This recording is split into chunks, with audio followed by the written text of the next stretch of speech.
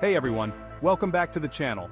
Today, we're examining several different leadership styles.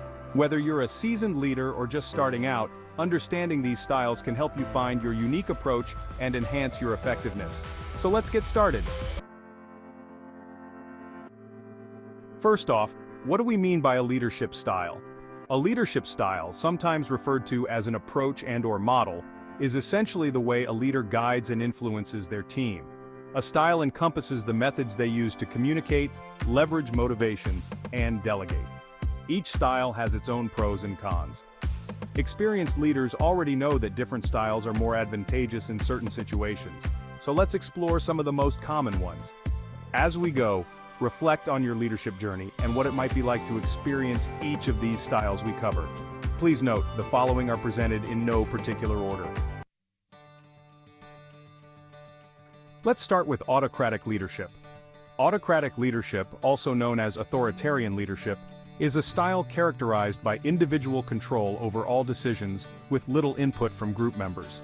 This approach was first described by Kurt Lewin, Ronald Lippitt, and Ralph K. White in their 1939 study on leadership styles. In an autocratic leadership environment, the leader makes decisions unilaterally, often dictating tasks and expectations without consulting their team.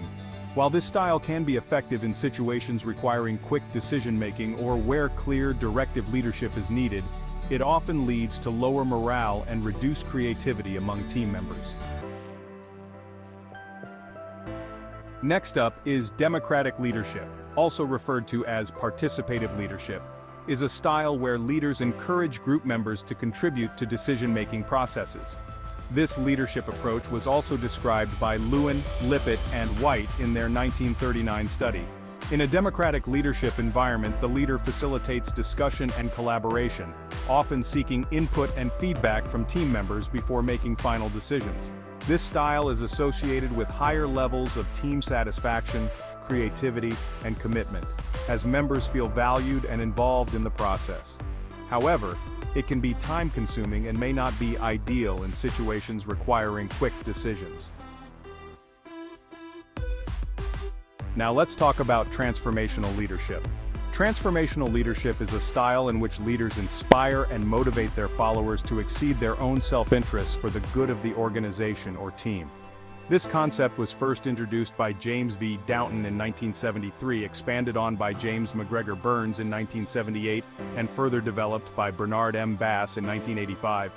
Transformational leaders focus on creating a vision, encouraging innovation, and fostering an environment where followers are empowered to achieve their full potential. They often exhibit behaviors such as idealized influence, inspirational motivation, intellectual stimulation, and individualized consideration. This leadership style is linked to higher levels of performance, satisfaction, and commitment among followers, as it emphasizes personal growth and intrinsic motivation. Next is transactional leadership. Transactional leadership is a style focused on the exchange relationship between leaders and followers, where rewards and/or punishments are contingent on performance. This approach was first articulated by Max Weber in 1947, and later expanded upon by Bernard M. Bass in 1981. Transactional leaders set clear goals, provide specific guidelines, and monitor compliance with rules, often using a system of rewards and penalties to manage their teams. This leadership style can be effective in achieving short-term goals and maintaining organizational stability, but it may not encourage innovation or long-term personal development among followers. After a time and when resources are constrained, the rewards run out or lose their effect, and punishment or simply avoiding punishment becomes the default. This style is often contrasted with transformational leadership, which seeks to inspire and motivate beyond mere carrot or stick transactional exchanges. Now let's discuss laissez-faire leadership. Laissez-faire leadership is a style characterized by a hands-off approach, where leaders provide minimal direction and allow group members to make decisions independently.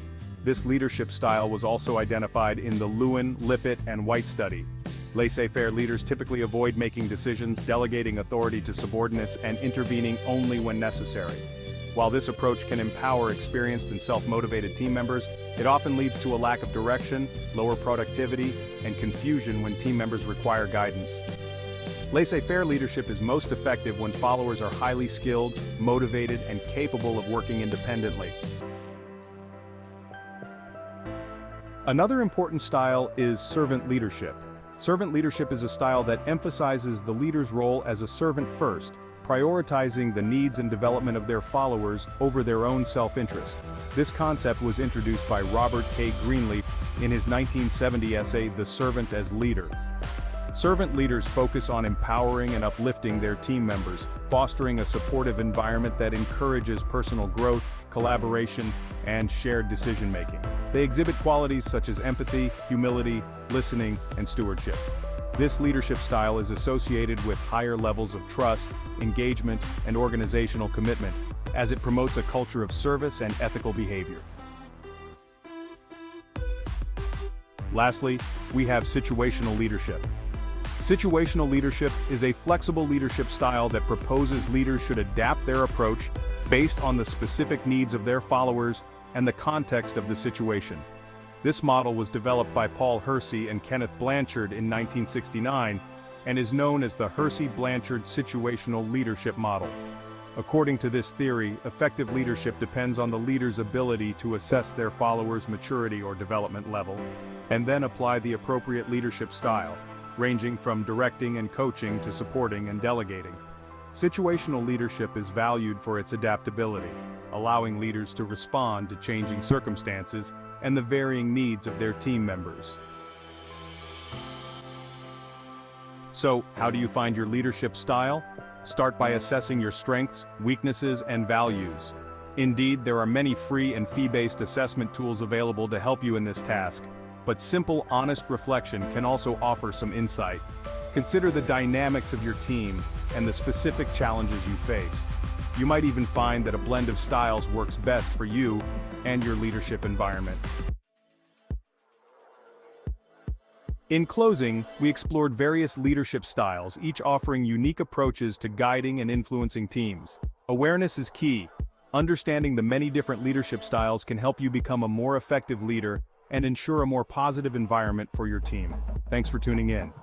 If you enjoyed this video, please give it a thumbs up and share it with your friends and colleagues. Subscribe for more insights on leadership and personal development. Let me know in the comments which leadership style resonates with you the most. See you next time.